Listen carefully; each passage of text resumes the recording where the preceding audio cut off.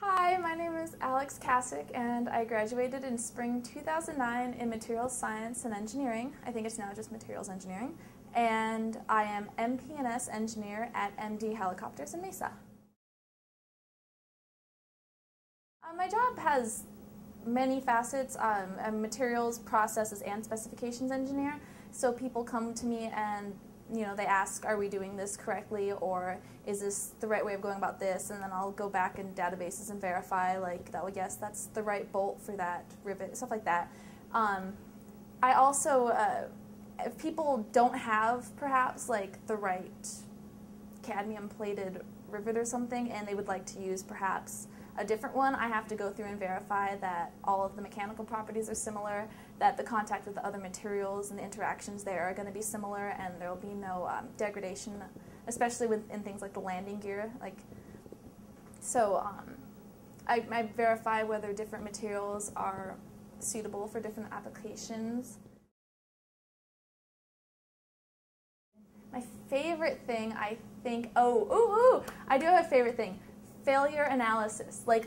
There's all these bolts, and they attach the blades essentially to the helicopter. I mean, there's some other things there, but essentially they're what keeps the blades on the helicopter. And they keep failing and just rupturing about 43 millimeters from the base. And it's really interesting because they're analyzed with the SEM, and there's elemental analysis done on them and all sorts of things. And you can actually go through and determine, kind of like forensics, why the bolt failed. And that's so awesome that you get to analyze the different macroscopic elements on the surface, like if there's beach marks, or if there appears to have been some sort of intrusions that led to stress concentration, or if maybe there'd been a little bit of corrosion which wore away at the surface. So it's really, really interesting to analyze why things failed, so that way you can kind of circumvent failure in the future.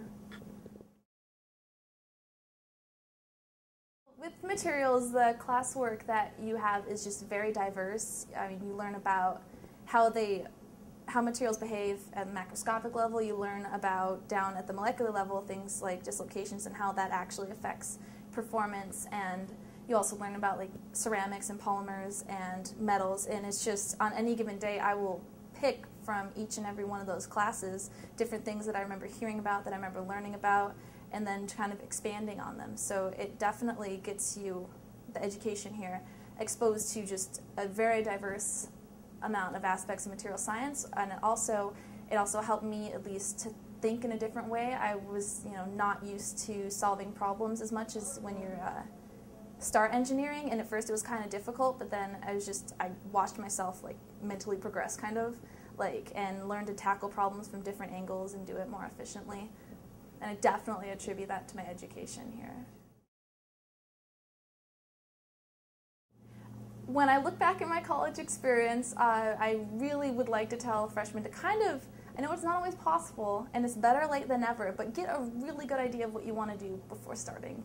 I had to squish an engineering degree. I think I had 107 credits to get or something into 3 years. I mean, it was 18 credit hours, it was 11 hours a day of summer school, it was, oh my goodness, I need to take this physics class, but my schedule's too full here, driving over to South Mountain Community College.